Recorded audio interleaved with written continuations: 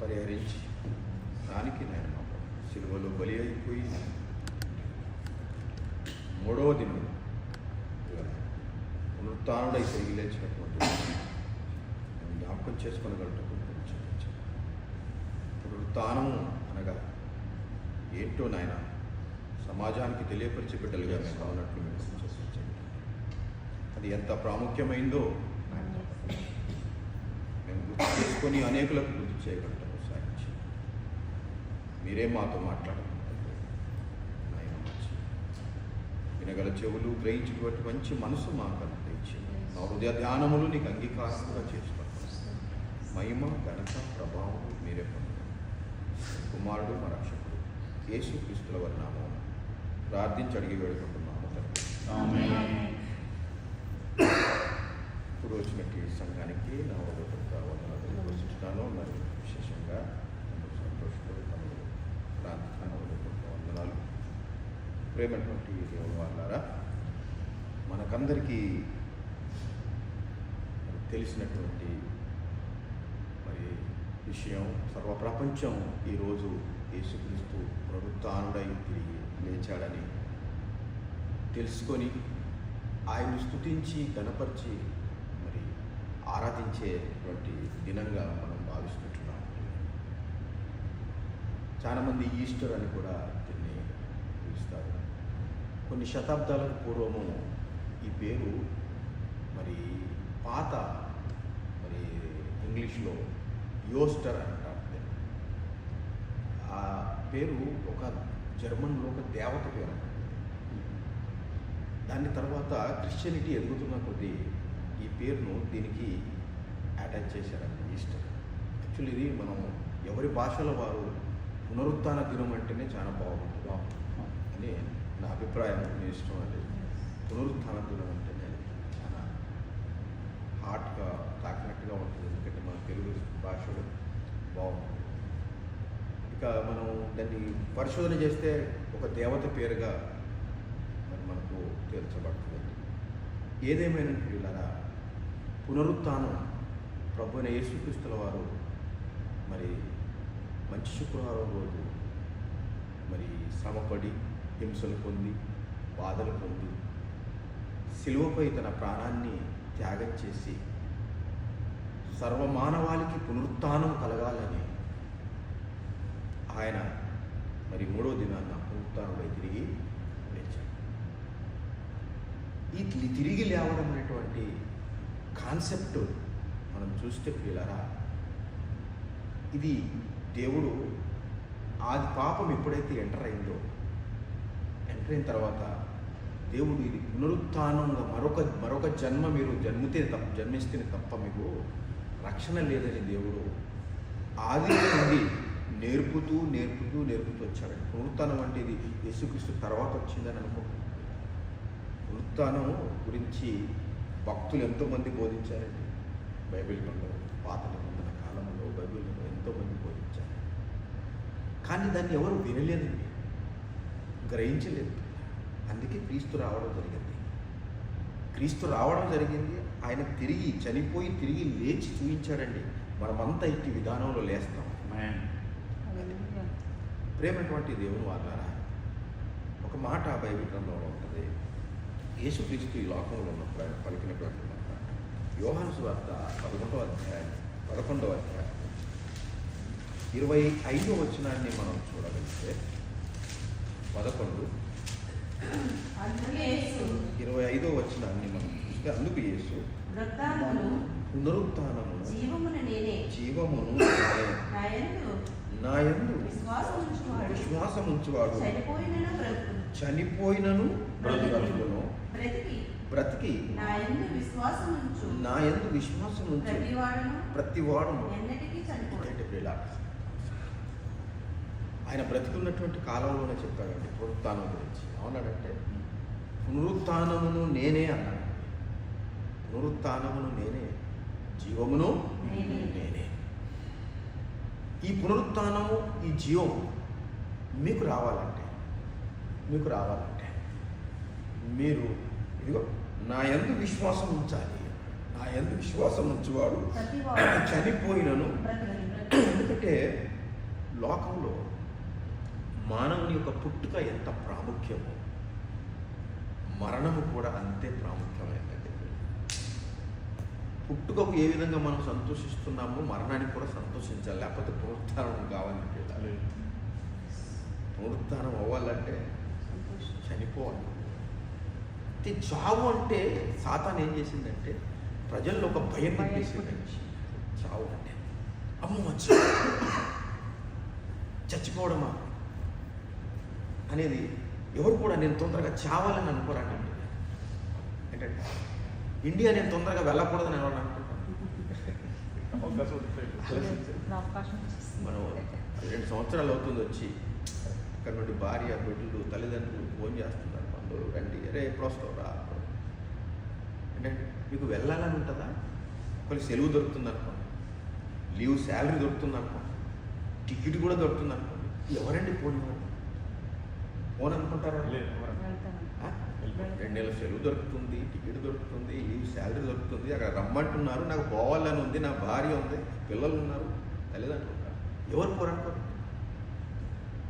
ఆ పోయేటప్పుడు మనకు ఉన్నటువంటి నిజంగా ఆ ఆశ మనం చూస్తే మనలో 4 రోజుల నుంచి నిద్ర రాకుండా మాకైతే వచ్చినప్పుడు మాకు ఇంత ఫోన్లు ఎక్కువ లేకుండే, ఇక ఎలాగంటే ఉత్తరాలు లేకపోతే అప్పుడప్పుడు ట్రంక్ కాల్ చేసేవారు, లేకపోతే ఇంకా వేరే సదుపాయాలు. అయినా పిల్లరా ఒక ఆశ ఉంటుంది ఏంటంటే 10 రోజులు 15 రోజుల నుంచి అసలు నిద్ర రాకపోతున్నారు. సెలవు శాంక్షన్ అయిన తర్వాత ఎప్పుడు పోతే బాగుండు, ఎప్పుడు పోతే బాగుండు, ఎప్పుడు మా నాయన్ని చూడాలి, ఎప్పుడు మా పిల్లల్ని చూడాలి, ఎప్పుడు భార్య చూడాలి.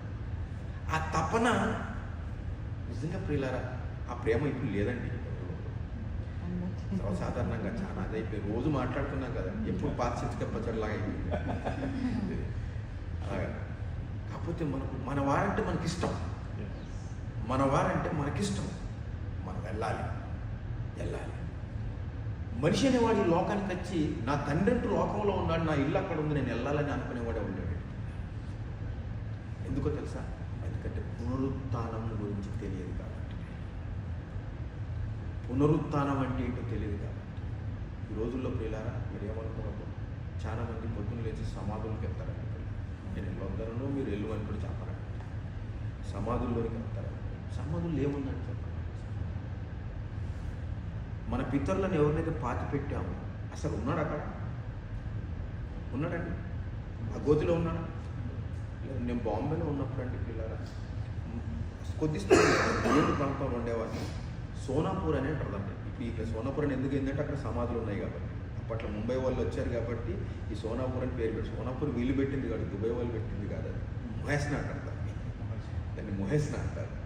అయితే సోనాపూర్ అంటే అర్థం ఏంటంటే బంగారుపురం, అర్థమైందంటే బంగారు వీధులు అన్నట్టు. కానీ అక్కడ కాల్చేదేంటి? శవాలు. అంటే వెళ్ళిపోయారని అర్థం అండి. ఏముంటుంది అక్కడ? కాల్చిన మీద ఇంకొని కాలుతాడు, కాల్చిన మీద ఇంకొని కాలుతాడు, బొంద పెట్టిన మీద ఇంకొని బొంద పెడతాడు.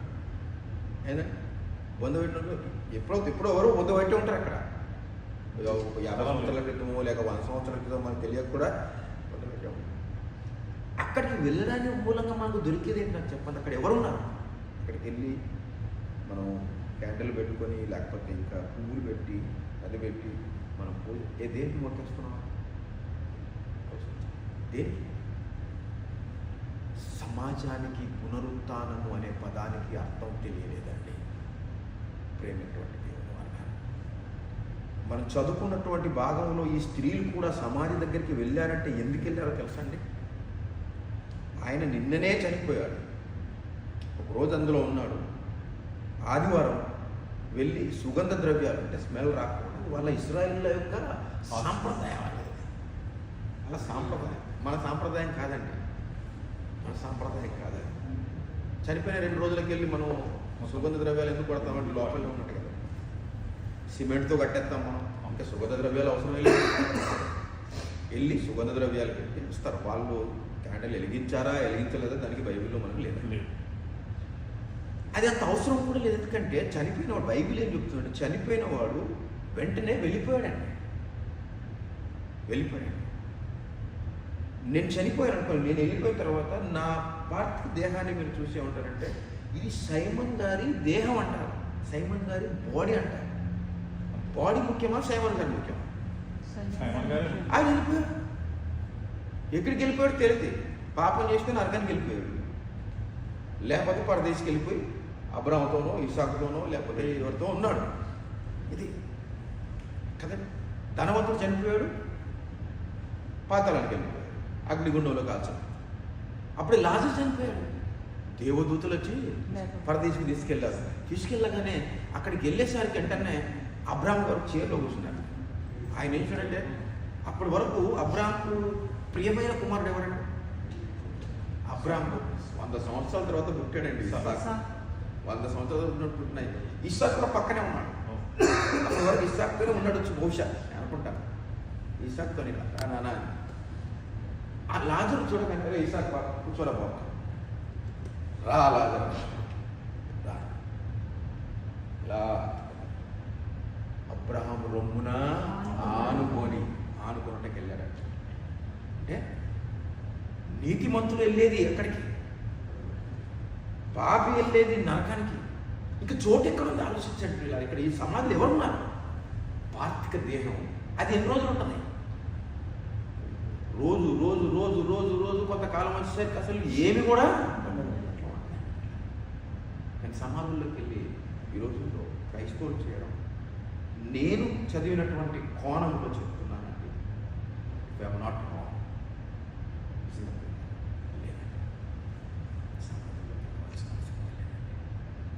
ఏమంటాడండి? లేచిన వాడిని మీరు సమాధుల్లో వెతుకుతున్నారా అంటాడండి. దేవదూత ఏమంటుందండి? సజీవుడైనటువంటి వారిని మీరు ఎక్కడ వెతుకుతున్నారు? సమాధుల్లో. ఆయన ఎప్పుడు సజీవుడు? ఆయన ఈ భూమి మీద సజీవుడు అలా చూపించాడు పునరుత్థానమని మనకు తిరిగి లేస్తాడు. అసలు ఆయన శరీరాన్ని వదిలితేనే వెళ్ళిపోయాడు. నేడు నీవు నాతో కూడా పరదేశంలో ఉన్న దొంగతనం అంటే ఎక్కడికి వెళ్ళిపోయాడు? క్రీస్తు అక్కడ లేడు, సమాధిలో లేడు క్రీస్తు. ఆయన వచ్చాడు మళ్ళీ ఆదివారం పొద్దున లేవడానికి. ఆయన వచ్చాడు మళ్ళీ అదే శరీరాన్ని దాల్చుకోవడానికి. ప్రేమటువంటి దేవుడు వాళ్ళ. అంతేకాని ఆయన లేడు. సజీవుడైన వారిని మీరు ఎందుకు సమాధుల్లో వెతుకుతున్నారు? ఈరోజు లోకం ఎక్కడ వెతుకుతుందండి? క్రైస్తవులు వెళ్ళి సమాధుల్లో వెతుకుతున్నారు కదండి. ఈరోజు క్రైస్తవ సమాజం కూడా పునరుత్థానం అనగానే ఇది ఈ లోకములో లోకానుసారంగా పండుగల్లో వెతుకుతున్నారు.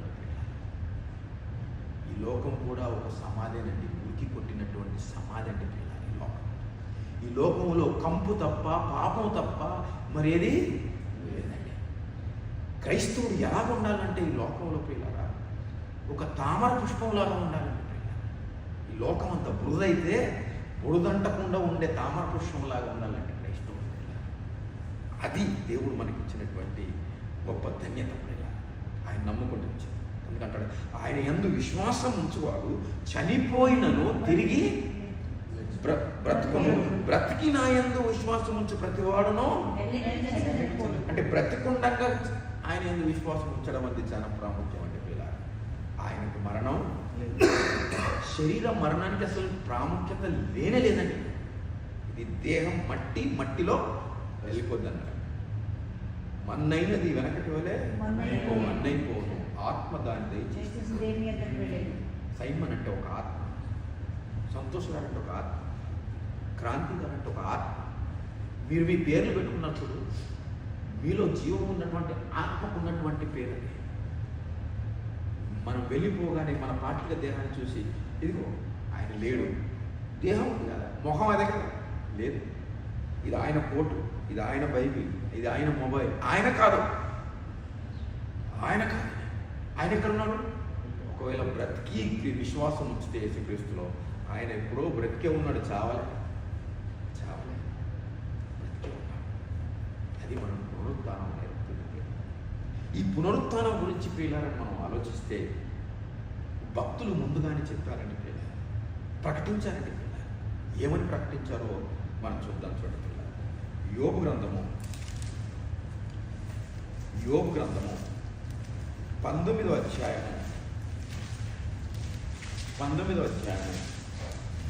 దానికంటే ముందు కీర్తనలు 16 తీయండి. కీర్తనలు 16 10 చూడండి. 16:10. ఎందుకనగా నీవు నా ఆత్మను పాతాళములో విడిచిపెట్టవు, నీ పరిశుద్ధుణ్ణి కుళ్ళు పట్టనీయవు అన్నాడండి. ఇది ఆత్మ గురించి చెప్తున్న మాట అండి. శరీరం కుళ్ళిపోద్దండి. ఏది కుళ్ళిపోద్ది తెలుసండి? ఆత్మ కుళ్ళిపోదండి. ఎప్పుడు కుళ్ళిపోద్ది? పాతాళానికి వెళ్ళిపోతే కుళ్ళిపోద్దండి, నరకానికి. కానీ ఆయనకు విశ్వాసం ఇచ్చినటువంటి భక్తుని యొక్క జీవితం ఎలా ఉందట? ఇదిగో, ఎందుకనగా నీవు నా ఆత్మను పాతాళములో విడిచిపెట్టవు, నీవు పరిశుద్ధుని కుళ్ళు పట్టనీయవు. నేను కుళ్ళి పట్టనిది ప్రేమైనటువంటి దేవుడు, నేను పరిశుద్ధుని కదండి. నా ఆత్మ పాతాళంలో నువ్వు విడిచిపెట్టవు అంటే అర్థం ఏంటి? పాతాళంలో ఉన్నది బ్రతికుంటుంది, అదే సజీవంగా ఉంటుంది.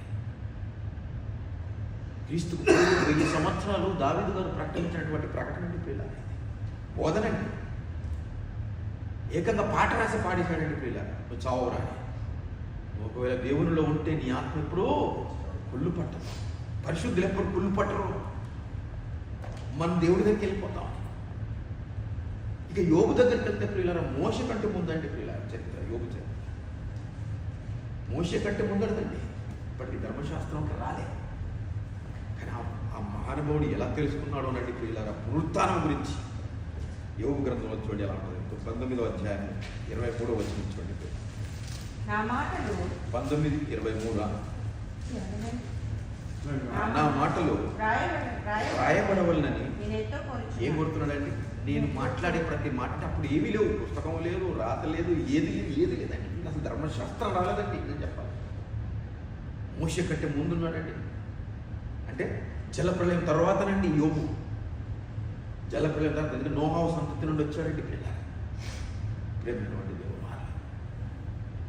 ఈ యోగు గారు అంటున్నారు, నా మాటలు రాయబడవలనని నేనెంతో కోరుచున్నాను, అవి గ్రంథంలో రాయబడవలనని నేను కోరుచున్నాను. ఎంత అవసరమో ఆయనకు ఈ మాటలు సమాజానికి వెళ్ళాలి. నా మాటలు ఇదిగో చీకిపోయిన శరీరంతో మాట్లాడుతున్నాను, నిజంగా ఎవరైనా ఉంటే నా మాటలు రాసుకోండి అంటున్నాడు. ఇవి రాయబడాలి, ఇవి ప్రపంచంలోనికి వెళ్ళాలి. ఇది అందరూ తెలుసుకోవాలి. ఏంటో తెలుసా? ఈ శరీరము నిష్ప్రయోజనం అని అందరూ తెలుసుకోవాలి. ఇదిగో ఈ ఆత్మ ఒకసారి లేస్తుంది, మనం దేవుణ్ణి చూస్తాము చెప్తాడు. చూడండి పిల్లలు 25 కిందికి చదవండి. 20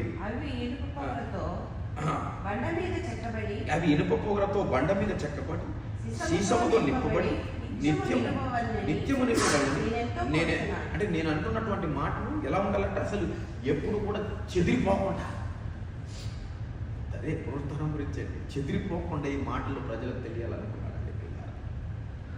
ఇనుప పొగరతో బండ మీద చెక్కబడి సీసముతో నింపబడి. బండతో చెక్కిన తర్వాత మనం రంగులు నింపుతామండి. ఏదైనా రాస్తే రంగులు నింపుతున్నాం కదండి. ఆయన సీసం నింపుతున్నాడండి. దాంట్లో అక్షరాలు కరెక్ట్గా ఏర్పడ్డాడు. సీసం నింపి ప్రజలందరికీ తెలియాలి అని అలా కోరుకుంటూ 25వ వచనం అంటాడు, అయితే నా విమోచకుడు. ఏ మాటలు? ఈ మాటలట. అయితే నా విమోచకుడు సజీవుడనియు తర్వాత ఆయన భూమి మీద నిల్చుననియు నేను ఎరుగుదును. నా చర్మము చీకిపోయిన తర్వాత శరీరముతో నేను దేవుణ్ణి చూచెదను. ఏంటండి? శరీరముతో దేవుణ్ణి చూస్తాననేది రెండవ రాకడల క్రీస్తు వస్తే అప్పుడు మృతులందరూ ఏమవుతారండి?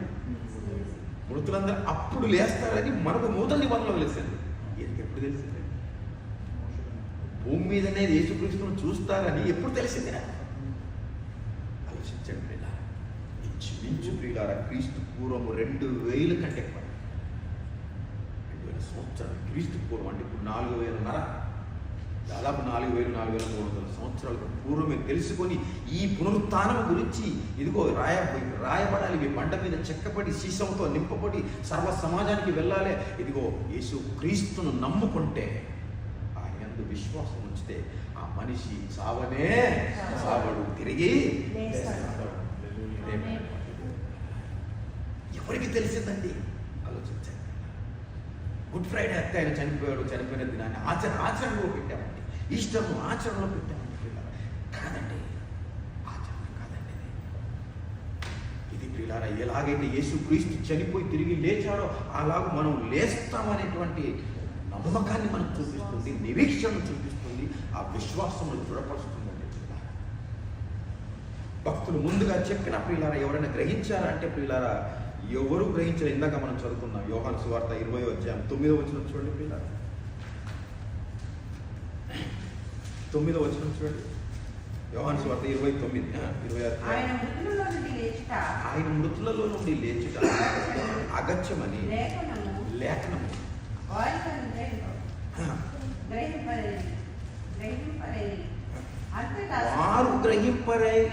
వారు గ్రహింపరేది. నేను చదువుతాను చూడమ్మా. ఆయన మృతులలో నుండి అగత్యమను లేఖనము, ఆయన మృతులలో నుండి లేస్తాడు అనే మాట అది అగత్యమని ఎవరు గ్రహించలేరు. అది అంత ఇంపార్టెంట్ అని.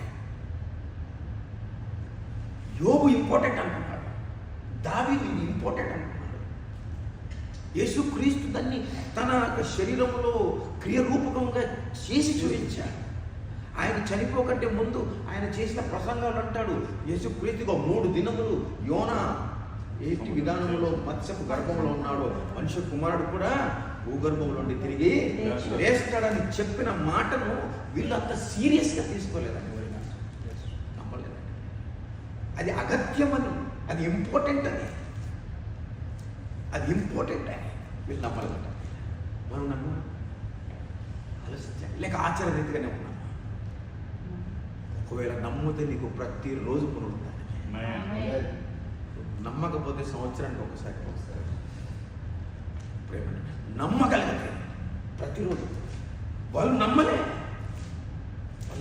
యేసుక్రీస్తు ముందు నిల్చున్న వారు నమ్మలేదు. నేను క్రీస్తుని చెప్పుకోవాల్సిన అవసరం పట్టిందండి. What is this? 2 రోజులైంది కదా, శుక్రవారమే కదా ఇంటికి పాత పెట్టారు. ఆలోచించండి, ప్రేమటువంటి దేవుడు వారిలా ఆలోచించండి. వారు నమ్మలేదట ప్రియులారా. నమ్మకం ఏం చేస్తుంది తెలుసా? లూకా సువార్త 24:5 షార్ట్లో చూస్తున్నా, 24:5 చూడండి. ఇంకా 24:5 లూకా సువార్త 24:5. వారు భయపడి ముక్కుమలను నేలమోపి ఉండగా మీరు సజీవుడైనటువంటి వాణిని ఎందుకు మృతులలో వెలుగుచున్నారు? శిశువులు కానీ స్త్రీలు కానీ వీళ్ళందరూ వాక్యం విని ఆయన ఎంబడ 3.5 సంవత్సరములు ఆయన తోక పట్టుకొని నడిచారండి. బోధ చేస్తాం కొండ మీద ప్రసంగం నుండి గెత్సెమనే తోట ప్రార్థన వరకు కూడా ఎంబడే ఉన్నారు. ఆయన ఎన్నోసార్లు చెప్పాడు, నేను లేస్తాను రా, మనం లేస్తాను, అందుకే కదా మనం ఆలోచించాడు. ఎవరు గమనించలేదు. తిరిగి ఆయన చనిపోయిన తర్వాత కూడా ఒకవేళ యేసుక్రీస్తు కానీ మళ్ళీ 40 రోజులు లేకపోతే అసలు ఈ సువార్త మనకు వచ్చేది కాదండి ప్రియులారా. అంటే ఎక్కడ వెళ్ళిపోయారండి అంతే. ఈరోజు మన పరిస్థితి అలాగే ఉందండి ప్రియులారా. మృతులలో లేచిన 2000 సంవత్సరాలకు పూర్వము ఈరోజు క్రైస్తవ సమాజం సమాధుల్లో వెతుకుతుందండి, లోకాచారాల్లో వెతుకుతుందండి. ఆచారాలు లేదండి, ఆత్మతో ప్రతిరోజు పునరుత్థానముగా ఉండాలండి. ఈరోజు చనిపోతే నేను పునరుత్థానం, నేను విశ్వాసం, క్రీస్తునందు విశ్వాసం ఉంచితే నేను ఎన్నడూ చనిపోను, చనిపోయినను తిరిగి లేస్తాను అనే నమ్మకంతో బ్రతికే వాడికి ప్రతిరోజు పునరుత్థానమే. ప్రేమటువంటి దేవుడు మన నమ్మకం ప్రియులారా నిజంగా ఎలా ఉందో మనం ఆలోచించాలి. నమ్మకం, విశ్వాసం అంటున్నారండి. కానీ ఈరోజు క్రైస్తవ సమాజం నమ్మకం ఎలా ఉందో ఒక మాట చూపించాలి. క్రాంతి గారు జ్ఞాపకం ఉందో లేదో కానీ 2000 అనుకుంటాను సంథింగ్ 7 or 8 CSI సంఘం నన్ను వాక్యం చెప్పడానికి పిలిచారండి. కరమ్మ ఎస్తిరమ్మ గారి అప్పుడు కూడా నువ్వే నడిపించావు. ఉన్నావా? 2000 ఎప్పుడు ఫస్ట్ టైం వచ్చా? అప్పుడు నువ్వే నడిపించి మరి సంవత్సరం నాకు జ్ఞాపకం రాలేదు. ఆ రోజు కూడా నేను ఫస్ట్ మెసేజ్ అక్కడ చెప్పాను ఈ అంశం మీద. 1 కొరింథీయులకు రాసిన పత్రిక 15వ అధ్యాయం 19వ వచనం. నేను మర్చిపోనండి, ఎప్పుడెక్కడ ఏ మాట చెప్పానో నా దగ్గర పెట్టుకుంటాను. నా మొబైల్లో నుంచి నేను ప్రకటించినటువంటి నేను సెల్ఫ్గా రెడీ అవుతానండి.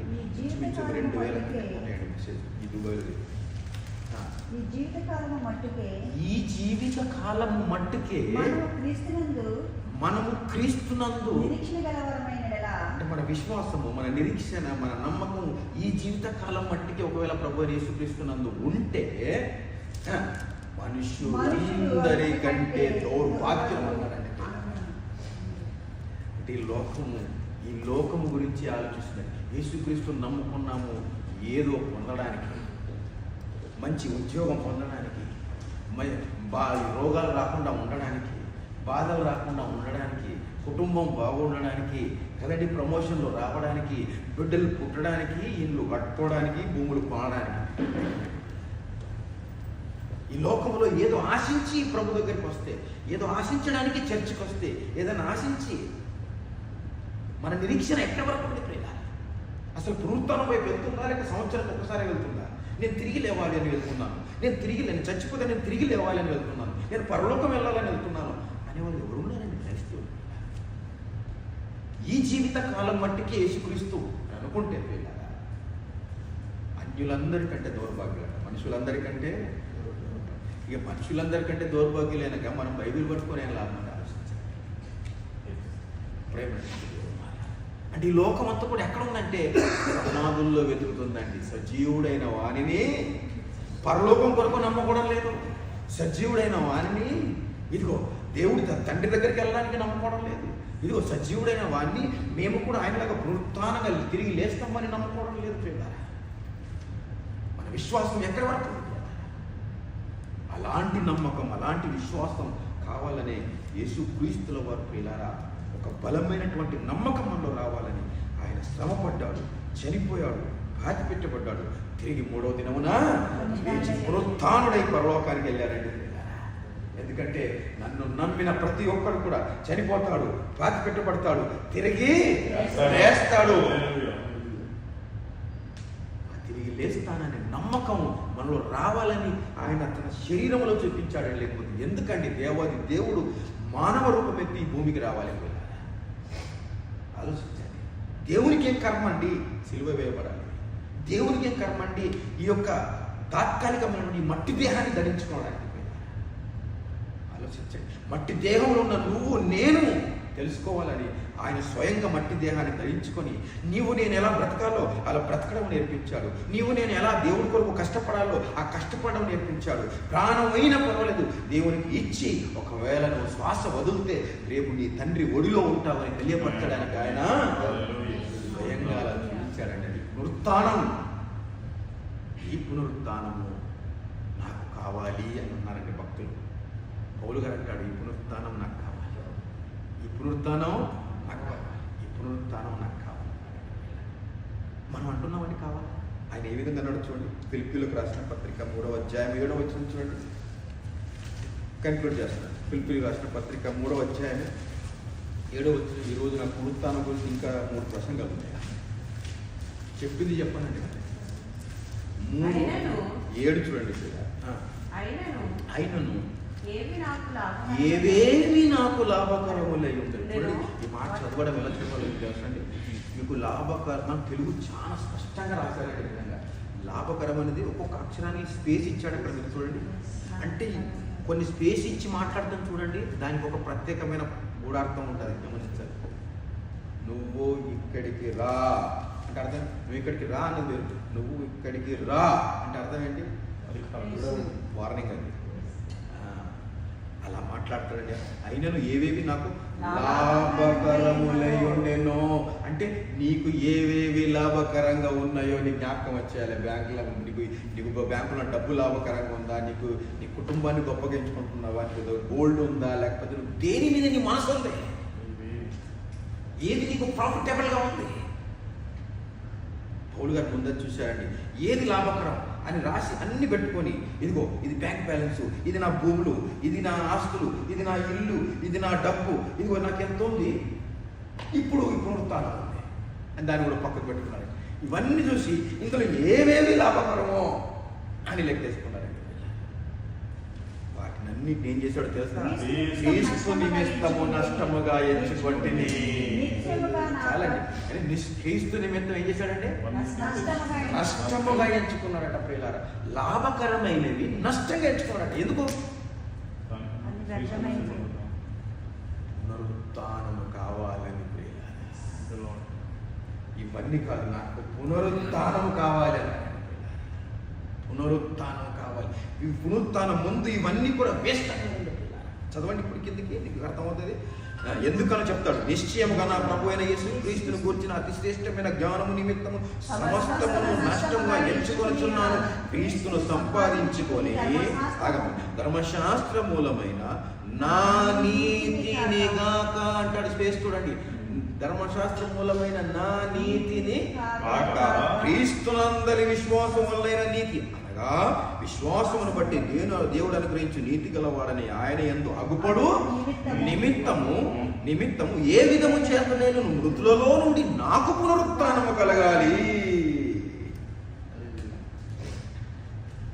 ఏ విధము చేత నేను పర్లేదు. బంగారం పోతుందా పోని, వెండిపోతుందా పోని, ఆస్తులు పోతున్నాయా పోని, ఏది పోయినా పర్లేదు. కానీ యేసు క్రీస్తు ముందు నేను నిలబడినప్పుడు నేను ఎలా ఉండాలంటే నిజంగా పునరుత్థానం పొందానని అగుపడాలి. నేను అక్కడ అగ్గుపడు నిమిత్తం విశ్వాసిని అగుపడాలి, పరిశుద్ధులని అగిపడాలి, నిజమైన క్రైస్తవులని అగుపడాలి. నేను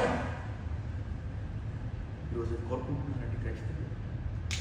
ఆలోచించాను. అది కోరుకుంటే మనకు ఏవేవి లాభకరములై ఉన్నాయో మన దృష్టి కోణం అక్కడికి వెళ్ళదండి ప్రియులారా. మన కోణం ప్రభు శరీరం, మన కోణం ప్రభు రక్తం. ఎందుకంటే ఇదే మనకు నిత్య జీవాన్ని కలగదు. దాన్ని పునరుత్థానం అన్నాడండి పిల్ల.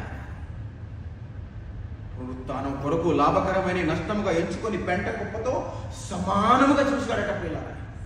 సమానంగా. ఈరోజు అలాంటి వారు ఉన్నారా క్రైస్తవులు? అది పునరుత్థాన పండుగ అంటే పిల్ల. క్రైస్తవునికండి పండుగలు, క్రైస్తవునికి ఉన్న పండుగలు ప్రపంచంలో ఎవరికి లేవండి పిల్ల. ప్రతిరోజు మనకు పండుగే. Every day is the festival day. మనం లేచే దినం చనిపోతే పునరుత్థానం. ప్రేమటువంటి దేవుడు యేసుక్రీస్తు తిరిగి లేచాడనే సంతోషం నీకు ఎలా ఉందో, రేపు నువ్వు లేస్తావని ఆనందం మరింత ఎక్కువ ఉండాలి నీకు. ఎందుకంటే నేను నా దేవుణ్ణి చూడబోతున్నాను, నా తండ్రిని చూడబోతున్నాను, నన్ను ఈ లోకానికి పంపిన నా నాథుని చూడబోతున్నాను. ప్రేమటువంటి దేవుడు ఇంకెప్పుడైనా మీకు వచ్చినప్పుడు చెప్తాను ప్రియులారా, ఎందుకు మనం పరలోకం వెళ్ళాలి, ఏముంది అక్కడ, అది కూడా ఉందండి ప్రియుల. ప్రియమైనటువంటి దేవుడు మాట్లాడాలి కనుక పునరుత్థాన దినం అనేది ఎందుకు జ్ఞాపకం చేసుకోవాలంటే ప్రియులారా, మనము సమాధుల్లో ఆయన్ని వెతకక, లోకములో ఆయన్ని వెతకక, మన ధనములో మన కుటుంబాల్లో ఆయన వెతకక ప్రియులారా, ఇదిగో మనము కూడా తిరిగి లేస్తామని ఈ ఇచ్చినటువంటి దేవుని జ్ఞానం కొరకు సమస్తాన్ని నష్టపరుచుకున్నటువంటి పౌలును చూసి మనం కూడా నష్టపరుచుకొని ఈ జ్ఞానాన్ని మన హృదిలో నింపుకొని దేవుడు చెబుతున్నటువంటి ప్రతి మాట సమాజానికి తెలియపరిచి నువ్వు లేస్తావురా, చనిపోతే లేస్తావురా అని ప్రకటించి ప్రియులారా, ఇదిగో పునరుత్థానం ఉన్నదని చాటి చెప్పడానికి దేవుడు మనకి ఒక భాగ్యాన్ని ఇచ్చాడని కనుక ప్రియులారా, దయచేసి దీన్ని ఆచారరీతిగా తీసుకున్నాం. ఇది చాలా ప్రాముఖ్యమని, ఇది అగత్యమని, ఇది ఇంపార్టెంట్ అని తెలుసుకొని, పునరుత్థానం అనేది క్రైస్తవుడికి ఇంపార్టెంట్ తెలుసుకొని తిరిగి మనం లేస్తామనేటువంటి నమ్మకంతో దేవుని యందు విశ్వాసం నుంచి ముందుకు కొనసాగవలసినటువంటి అవసరత ఉంది. అప్పుడే మనము రేపు ఏ క్షణం మనం కన్ను మూసినా మనం వెంటనే లేస్తామండి. ఒక్క క్షణంలో ఆత్మ వేగం ఎంత తెలుసా అండి? వారు శ్రేయస్సు కలిగి భూమి మీద బ్రతుకుతురు, ఒక్క క్షణంలో పాతాళమునకు దిగిపోదు. అంటే ఎంత వేగమో చూడండి. ఇక్కడ నుంచి అమెరికా వెళ్ళాలంటే ఫ్లైట్లో ఎంత? 18 hours కదండి. మరి పరలోకం వెళ్ళాలంటే ఎంత టైం పట్టాలి? అంతరిక్ష ఫ్లైట్ అండి 3000 కిలోమీటర్లు గంటకు వెళ్తుందండి పిల్లల వేగం. ఇంకా దానికంటే ఎక్కువ వేగం కూడా వచ్చి ఉంటాయి పిల్లలు. ఎంత ఉన్నా కానీ వాళ్ళు ఆకాశపు అంచు వరకు ఇంతవరకు వెళ్ళలేకపోయారండి పిల్లలు. మరి పరలోకం వెళ్ళాలంటే ఎంత టైం పట్టాలి? 1 సెకండ్ అండి. 1 సెకండ్ అంటే మనకు పునరుత్థానం కలిగింది ఒక నిమిషంలో, రెప్ప పాటన అన్నాడండి దాన్ని. రెప్ప పాటన అనగానే నువ్వు ఎక్కడుంటావో తెలుసా? పరదేశులో. ఒకవేళ రెండవ రాకడక ముందు వెళ్ళిపోతే పరదేశులో ఆ బ్రాహ్మ దగ్గర ఉంటావు. ఒకవేళ క్రీస్తే వచ్చి తీసుకెళ్తే డైరెక్ట్ ఆయనతోనే పరలోకం. ఇలా శరీరం మళ్ళీ ధరించుకుంటాం, ఇలా వెళ్తాం, ఆ శరీరం ఊడిపోతుంది, మహిమా శరీరం వచ్చేసి అలా పరలోకం తండ్రి దగ్గరికి వెళ్ళిపోతాం. ఎంతకాలం ఉండడానికి? ఈ యుగాలు, నిత్య జీవం అన్నాడండి, ఎటర్నల్ లైఫ్. అదండి పునరుత్థానం ద్వారా కలిగే లాభం ప్రియుల. అందుకే ఈ లోకంలో ఉన్న సమస్తం ఏమి లాభమో దాన్ని పెంట కుప్పతో సమానంగా ఎంచుకున్నటువంటి మహానుభావుని పోలిక కలిగి ఉందాం. మనం ఎప్పుడు చదువుతాం, ఇదిగో నేను క్రీస్తు పోలి నడుచుకుంటున్న ప్రకారం మీరు నన్ను పోలి నడుచుకోండి అని చెప్పినటువంటి పౌలు గారి మాటను ప్రకటించడం కాదండి, దాన్ని పాటిద్దాం. అప్పుడే మనం నిజమైనటువంటి క్రైస్తవులు నిజంగా పునరుత్థానం కలుగుతాం. ఇదిగో ఊపిరి వదిలిన మరుక్షణం తెలిసి రెప్పపాటున మన తండ్రి ఒడిలో కనబడతాం, పరులకు తండ్రి ఒడిలో కనబడతాం. వాటి గొప్ప భాగ్యం దేవుడు